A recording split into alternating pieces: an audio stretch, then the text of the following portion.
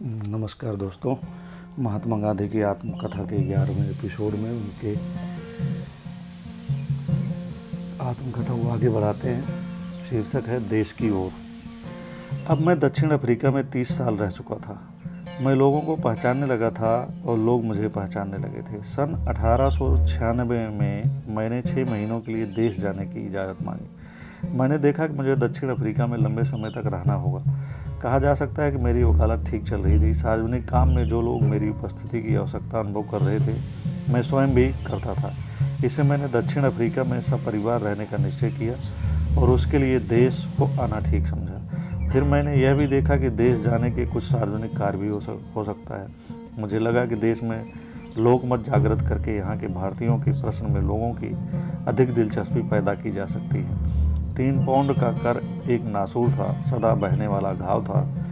जब तक वह रद्द न हो, चित्त को शांति नहीं मिल सकती थी। लेकिन मेरे देश जाने पर कांग्रेस का और शिक्षा मंडल का काम कौन संभाले? 2 साथियों पर मेरी दृष्टि पड़ी, आदम जी मियाँ खान और पारसी रुस्तम। व्यापारी समाज में बहुत से काम करने वाले निकल आए थे, पर मंत्री का काम संभाल सकने, नियमित रूप से काम करने और दक्षिण अफ्रीका में जन्मे हुए हिंदुस्तानियों का मन जीत सकने की योग्यता रखने वालों में 2 प्रथम पंक्ति में खड़े किए जा सकते थे। मंत्री के लिए साधारण अंग्रेजी जानने की जरूरत तो थी ही। मैंने इन 2 में स्वर्गीय आदम जी मियाँ खान को मंत्री पद देने की सिफारिश कांग्रेस की ओर से की और यह स्वीकार कर ली गई। अनुभव से यह चुनाव बहुत अच्छा सिद्ध हुआ। अपनी लगन, उदारता, मिठास और विवेक से सेठ आदम जी मियाँ खान ने सबको संतुष्ट किया और सबको विश्वास हो गया कि मंत्री का काम करने के लिए वकील बैरिस्टर की या बहुत पढ़े हुए उपाधिकारी की आवश्यकता नहीं है। सन 1896 के मध्य में मैं देश जाने के लिए पोंगोला स्टीमर में रवाना हुआ। यह स्टीमर कलकत्ते जाने वाला था। स्टीमर में मुसाफिर बहुत थे। 2 अंग्रेज अधिकारी थे, उनसे मेरी मित्रता हो गई। एक साथ मैं रोज़ 1 घंटा शतरंज खेलने में बिताता था। स्टीमर के डॉक्टर ने मुझे एक तामिल शिक्षक, तामिल सिखाने वाला पुस्तक दी, अतएव मैंने उसका अभ्यास शुरू कर दिया।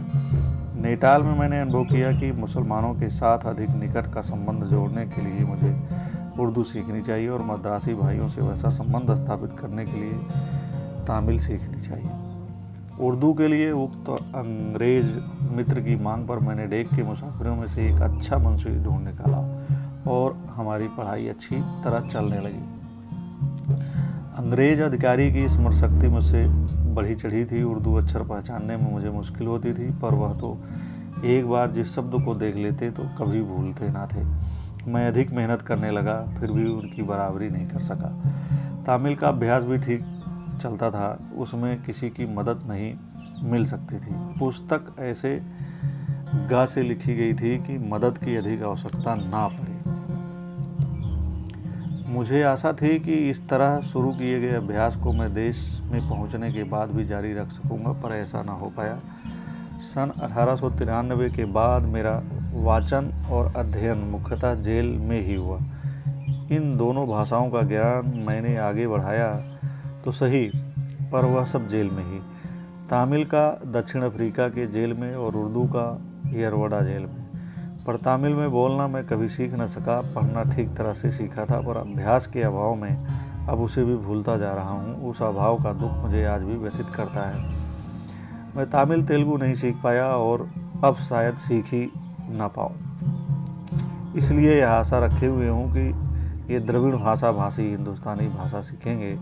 दक्षिण अफ्रीका के द्रविड़ मद्रासी तो थोड़ी बहुत हिंदी अवश्य बोल लेते हैं। मुश्किल अंग्रेजी पढ़े लिखे लोगों की है। ऐसा प्रतीत होता है कि मानो अंग्रेजी का ज्ञान हमारे लिए अपनी भाषाएं सीखने में बाधा रूप हो। घर पर यह तो विषयांतर हो गया, हम अपनी यात्रा पूरी करें। अभी पोंगोला के कप्तान का परिचय कराना बाकी है। हम परम मित्र बन गए थे। यह भला कप्तान प्लीमथ ब्रदरन संप्रदाय का था। इससे हमारे बीच नौका शास्त्र की बातों की अपेक्षा अध्यात्म विद्या की बातें ही अधिक हुई। 24 दिन के बाद वह आनंदप्रिय यात्रा पूरी हुई और हुगली का सौंदर्य निहारता हुआ मैं कलकत्ते पर उतरा। उसी दिन मैंने बम्बई जाने का टिकट कटाया। हिंदुस्तान में। कलकत्ते से बम्बई जाते हुए प्रयाग बीच में पड़ता था। वहाँ ट्रेन 45 मिनट रुकती थी। इस बीच मैंने शहर का एक चक्कर लगा आने का विचार किया। मुझे केमिस्ट की दुकान से दवा भी खरीदनी थी। केमिस्ट उगता हुआ बाहर निकला। दवा देने में उसने काफ़ी देर कर दी। मैं स्टेशन पर पहुंचा तो गाड़ी चलती दिखाई पड़ी। भले स्टेशन मास्टर ने मेरे लिए गाड़ी 1 मिनट रोक दी, पर मुझे वापस आते न देखकर उसने मेरा सामान उतरवा लेने की सावधानी बरती। मैं केलनर के होटल में ठहरा और वहीं से अपने काम का सिलगिरेस करने का मैंने निश्चय किया। प्रयाग के पायोनियर पत्र की ख्याति मैंने सुन रखी थी। मैं जानता था कि वह जनता की आकांक्षाओं का विरोध है। मेरा ख्याल है कि उस समय मिस्टर चेजनी छोटे संपादक थे। मुझे तो सब पक्षवालों से मिलकर प्रत्येक की सहायता लेनी थी, इसलिए मैंने मिस्टर चेजनी को मुलाकात के लिए पत्र लिखा।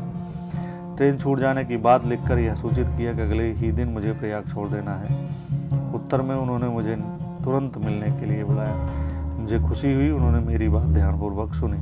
बोले, आप जो भी लिख कर भेजेंगे उस पर मैं तुरंत टिप्पणी लिखूंगा। और साथ ही यह कहा, लेकिन मैं आपसे यह नहीं कह सकता कि मैं आपकी सभी मांगों को स्वीकार ही कर सकूंगा। हमें तो कॉलोनियल उपनिवेश वालों का दृष्टिबिंदु भी समझना और देखना होगा। आप इस प्रश्न का अध्ययन करेंगे और इसे चर्चा का विषय बनाएंगे, इतना ही मेरे लिए बस है। मैं शुद्ध न्याय के सिवा ना तो कुछ मांगता हूँ और ना कुछ चाहता हूँ। बाकी का दिन मैंने प्रयाग के भव्य त्रिवेणी संगम का दर्शन करने में और अपने सम्मुख पड़े हुए काम का विचार करने में बिताया। इस आकस्मिक भेंट ने मुझ पर नैनीताल में हुए हमले का भी होया। मुंबई में रुके बिना मैं सीधा राजकोट गया और वहाँ एक पुस्तिका लिखने की तैयारी में लगा। पुस्तिका को लिखने और छपाने में लगभग 1 महीना बीत गया।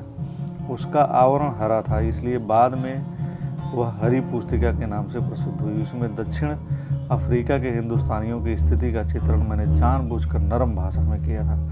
नैनीताल में लिखी हुई 2 पुस्तिकाओं में, जिनका जिक्र मैं पहले कर चुका हूँ, मैंने जिस भाषा का प्रयोग किया था उससे भी नरम भाषा का प्रयोग इनमें किया था, क्योंकि मैं जानता था कि छोटा दुख भी दूर से देखने पर बड़ा मालूम होता है। हरी पुस्तिका की 10,000 प्रतियां छपाई थी और उन्हें सारे हिंदुस्तान के अखबारों, सब पक्षों के प्रसिद्ध लोगों को भेजा था। पायोनियर में उस पर सबसे पहले लेख निकला। उसका सारांश विलायत गया और उस सारांश का सारांश फिर राइटर के द्वारा नैनीताल पहुंचा। वह तार तो 3 पंक्तियों में था। नैनीताल में हिंदुस्तानियों के साथ होने वाले व्यवहार का जो चित्र मैंने खींचा था, उसका वह लघु संस्करण था। वह मेरे शब्दों में नहीं था। उसका जो असर हुआ उसे हम आगे देखेंगे। धीरे धीरे सब प्रमुख पत्रों में इस प्रश्न की विस्तृत चर्चा हुई। इस पुस्तिका को डाक से भेजने के लिए इसके पैकेट तैयार करने का काम मुश्किल था और पैसा देकर कराना खर्चीला था।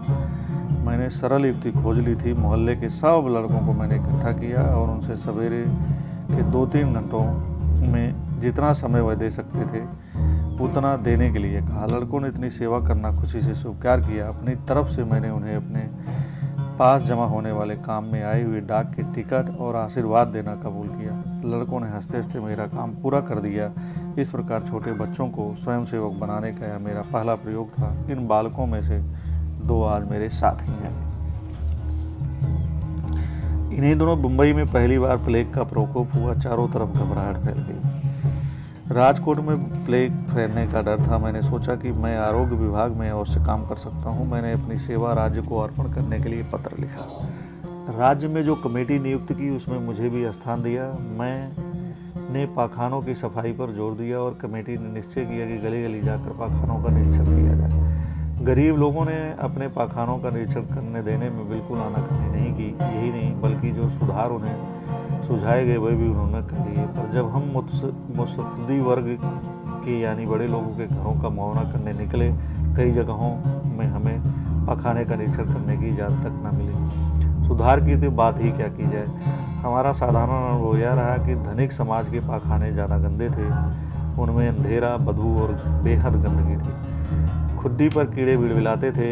जीते जी रोज़ नरक में ही प्रवेश करने जैसी वह स्थिति थी। हमारे सुझाए हुए सुधार बिल्कुल साधारण थे। मैला ज़मीन पर न गिराकर कूड़े में गिराएं। पानी की व्यवस्था ऐसी की जाए कि वह ज़मीन में जज्ब होने के बदले कुंडे में इकट्ठा हो। खुड्डी और भंगी के आने की जगह के बीच जो दीवार रखी जाती है वह तोड़ जाए, जिससे भंगी सारी जगह को अच्छी तरह से साफ कर सके। पाखाने कुछ बड़े हो जाए तथा उनमें हवा उजेला पहुँच सके। बड़े लोगों ने इन सुधारों को स्वीकार करने में बहुत आपत्ति की और आखिर उन पर अमल तो किया ही नहीं। कमेटी को सफाई कर्मियों की बस्ती में भी जाना तो था ही।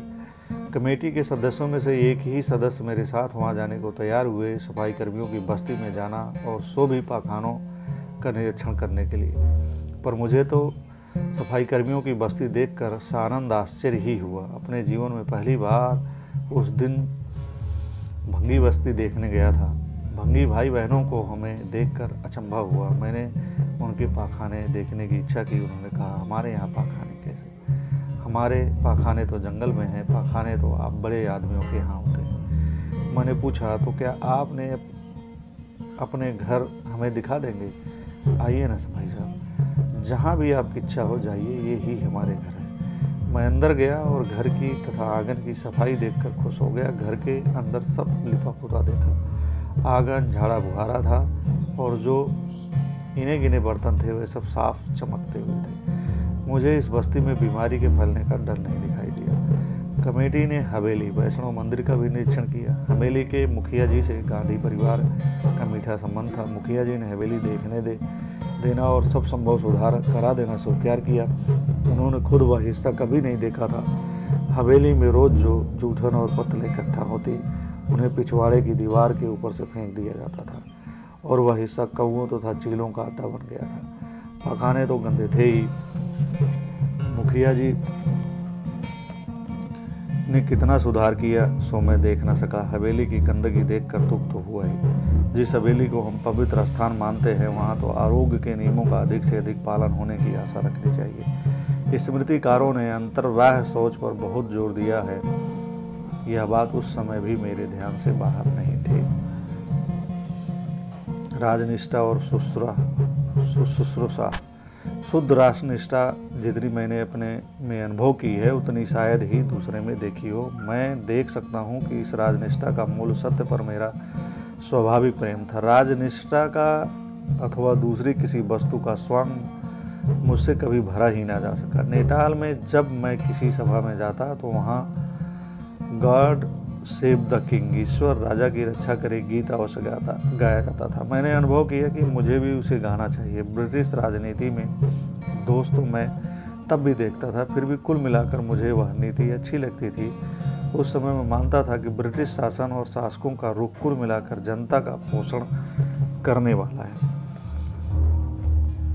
दक्षिण अफ्रीका में इससे उल्टी नीति देखना था, वर्ण द्वेष देखता था। मैं मानता था कि यह क्षणिक और स्थानिक है। इस कारण राजनिष्ठा में मैं अंग्रेज़ों से भी आगे बढ़ जाने का प्रयत्न करता था। मैंने लगन के साथ मेहनत करके अंग्रेज़ों के दृष्ट गीत गॉड सेव द किंग की लय सीख ली थी। जब वह सभाओं में गाया जाता तो मैं अपना सुर उसमें मिला लिया करता था और जो भी अवसर आडंबर के बिना राजनिष्ठा प्रदर्शित करने के आते, उनमें मैं सम्मिलित होता था। राजनिष्ठा को अपनी पूरी ज़िंदगी में मैंने कभी भुनाया नहीं। इससे व्यक्तिगत लाभ उठाने का मैंने कभी विचार तक नहीं किया।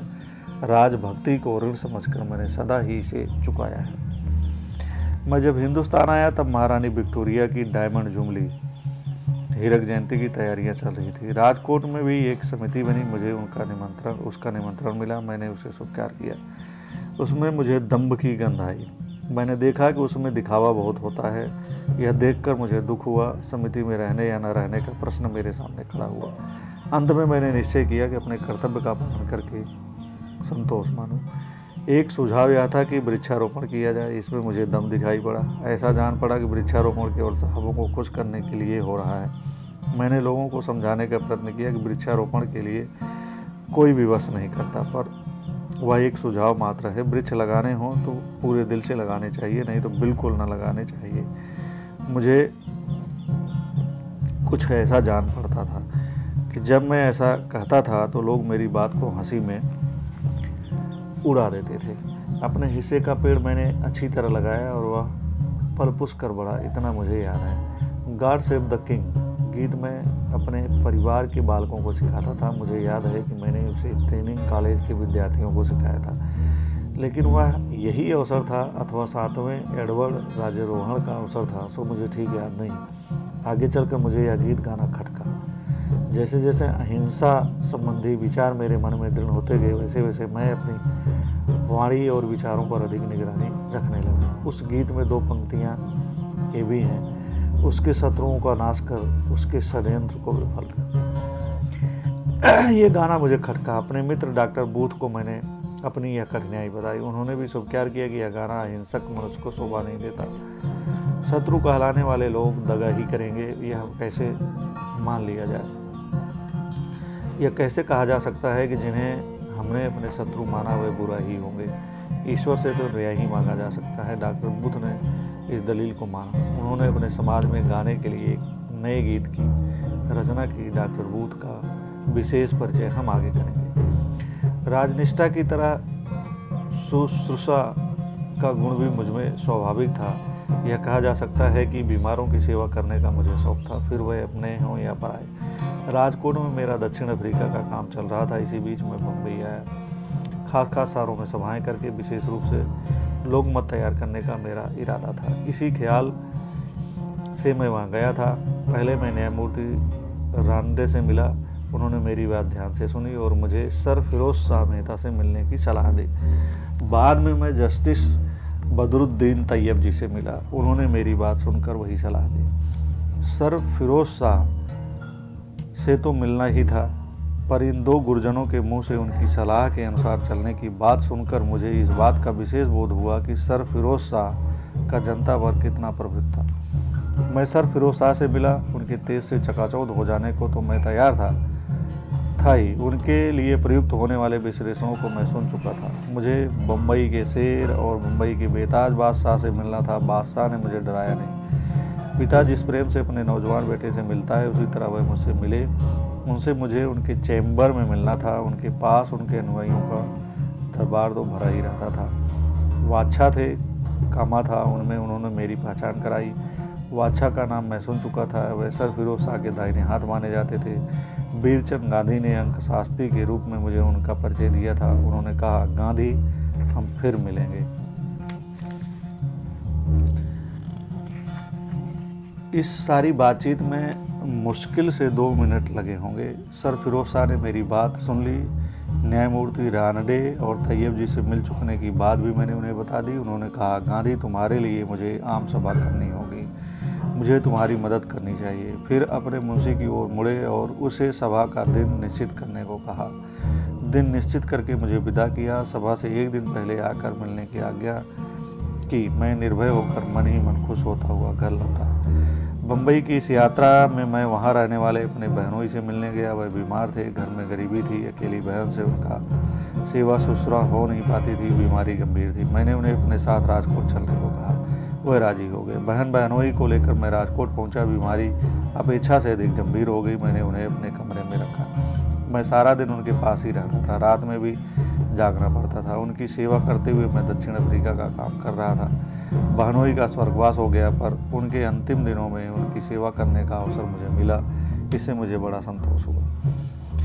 शुश्रूषा के मेरे इस शौक के आगे चलकर विशाल रूप धारण कर लिया। वह भी इस हद तक कि उसे करने में मैं अपना धंधा छोड़ देता था। अपनी धर्मपत्नी को और सारे परिवार को भी उसमें लगा देता था। इस वृत्ति को मैंने शौक कहा है, क्योंकि मैंने देखा है कि जब ये गुण आनंददायक हो जाते हैं तभी वे निभ सकते हैं। खींच तान कर अथवा दिखावे के लिए या लोकलाज के कारण की जाने वाली सेवा आदमी को कुचल देती है, और ऐसी सेवा करते हुए भी आदमी मुरझा जाता है। जिस सेवा में आनंद नहीं मिलता वह न सेवक को फलती है और न सेवकों को रुचकर लगती है। जिस सेवा में आनंद मिलता है उस सेवा के सम्मुख ऐश आराम या धनोपार्जन इत्यादि कार्य तुच्छ प्रतीत होते हैं। मुंबई में सभा। बहनोई के देहांत के दूसरे ही दिन मुझे मुंबई की सभा के लिए जाना था। सार्वजनिक सभा के लिए भाषण की बात सोचने जितना समय मुझे मिला नहीं था। लंबे जागरण की थकावट मालूम हो रही थी। आवाज़ भारी हो गई थी। ईश्वर जैसे तैसे मुझे निभा लेगा, यह सोचता हुआ मुंबई पहुंचा। भाषण लिखने की बात तो मैंने सपने में भी नहीं सोची थी। सभा की तारीख से 1 दिन पहले शाम को 5 बजे आज्ञानुसार मैं सर फिरोज शाह के दफ्तर में हाजिर हुआ। उन्होंने पूछा, गांधी, तुम्हारा भाषण तैयार है? मैंने डरते डरते उत्तर दिया, जी नहीं। मैंने तो जवानी ही बोलने की बात सोच रखी है। मुंबई में यह नहीं चलेगा, यहाँ का रिपोर्टिंग खराब है। यदि सभा में हमें कुछ फ़ायदा उठाना हो तो तुम्हारा भाषण लिखा हुआ ही होना चाहिए और वह रातों रात छप जाना चाहिए। भाषण रात में ही लिख सकोगे ना? मैं घबराया, पर मैंने लिखने का प्रयत्न करने की हामी भरी। मुंबई के सिंह बोले, तो मुंशी तुम्हारे पास भाषण लेने कब पहुँचे? मैंने उत्तर दिया 11 बजे। सर फिरोज शाह ने अपने मुंशी का उस वक्त भाषण प्राप्त करके रातों रात छपा लेने का हुक्म दिया और मुझे विदा किया। दूसरे दिन मैं सभा में गया। वहाँ मैं यह अनुभव कर सका कि भाषण लिखने का आग्रह करने में कितनी बुद्धिमानी थी। फरमाजी काउसजी इंस्टीट्यूट के हाल में सभा थी। मैंने सुन रखा था कि जिस सभा में सर फिरोज शाह बोलने वाले हों उस सभा में खड़े रहने को भी जगह नहीं मिलती। ऐसी सभाओं में विद्यार्थी समाज खास रस लेता था। ऐसी सभा का मेरा पहला अनुभव था। मुझे विश्वास हो गया कि मेरी आवाज़ कोई सुन न सकेगा। मैंने काँपते काँपते भाषण पढ़ना शुरू किया। सर फिरोज शाह मुझे प्रोत्साहित करते जाते थे, जरा और ऊंची आवाज़ से। यूँ कहते जाते थे, मुझे कुछ ऐसा ख्याल है कि इस प्रोत्साहन से मेरी आवाज़ और धीमी पड़ती जाती थी।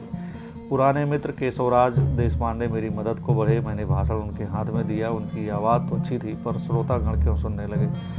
वाछा वाछा की पुकार से हाल गूंज उठा। वाछा उठे। उन्होंने देशपांडे के हाथ से कागज़ ले लिया और मेरा काम बन गया। सभा में तुरंत शांति छा गई और अथ से इति तक सभा ने भाषण सुना।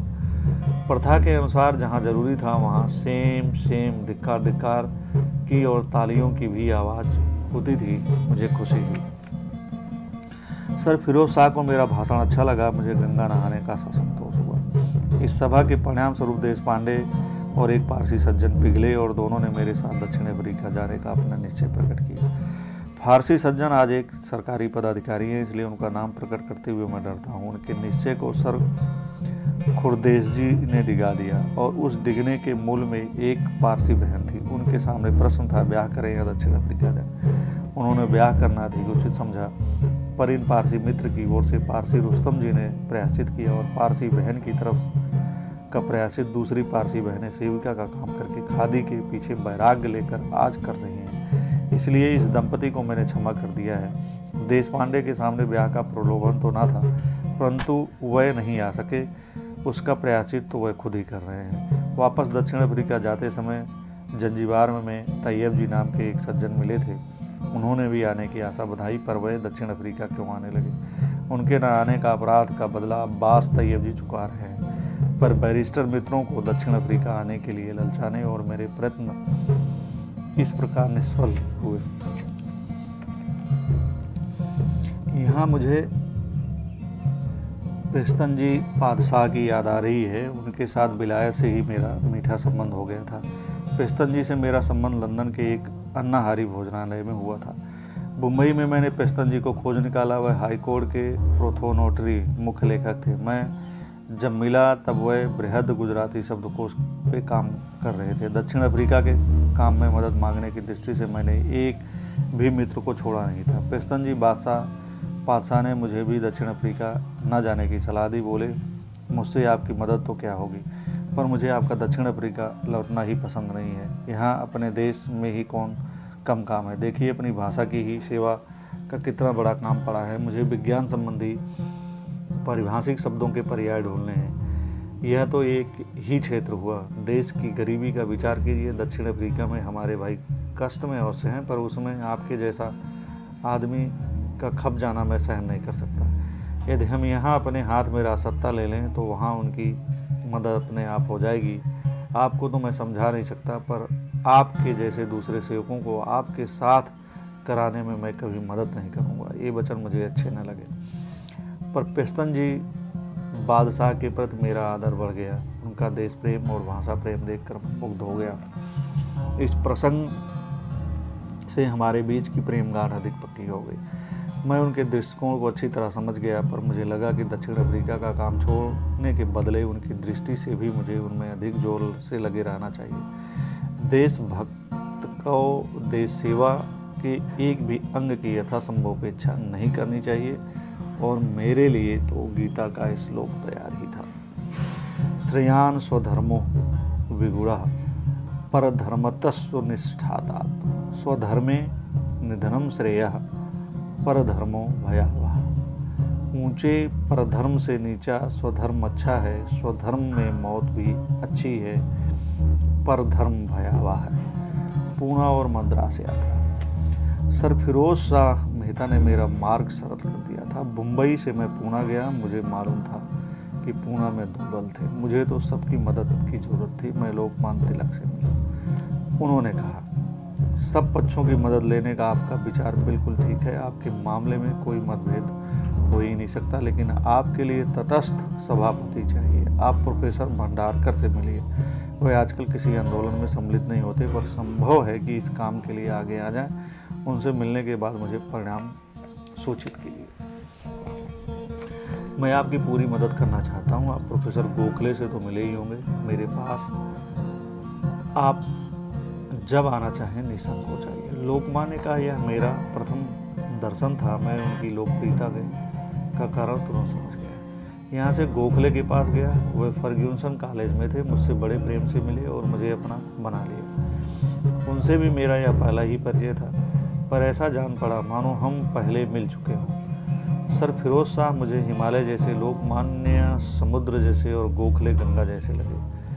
गंगा में मैं नहीं जा सकता था, हिमालय पर चढ़ा नहीं जा सकता था, समुद्र में डूबने का डर था।